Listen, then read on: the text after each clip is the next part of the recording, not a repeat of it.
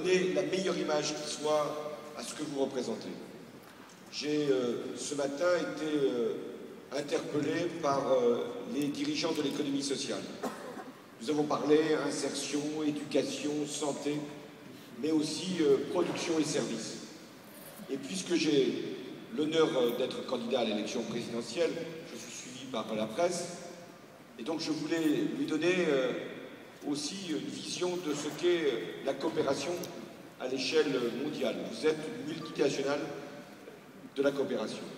C'est-à-dire que vous avez réussi, dans ce qui est le défi de notre économie, d'être à la fois compétitive et en même temps solidaire.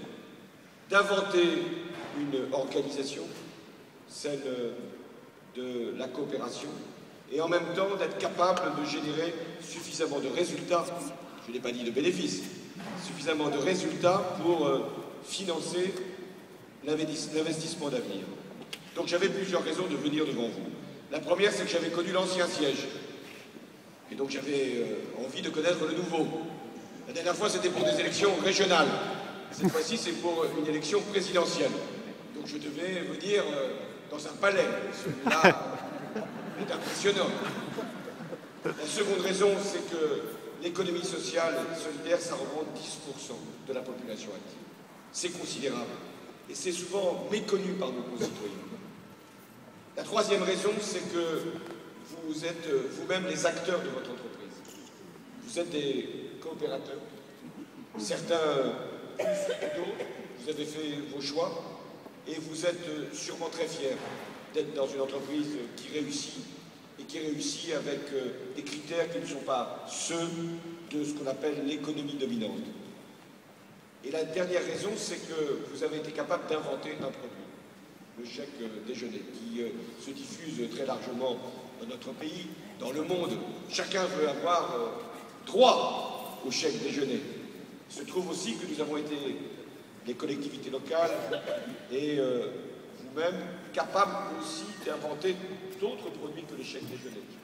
Puisque maintenant, on a des chèques libres, on a des chèques services. Alors, je ferai en sorte que, pour le quinquennat qui arrive, là, on puisse largement diffuser des chèques pour, non pas satisfaire toutes les demandes. Ouais. Je ne peux pas être un candidat qui promet ce qu'il ne pourra pas tenir.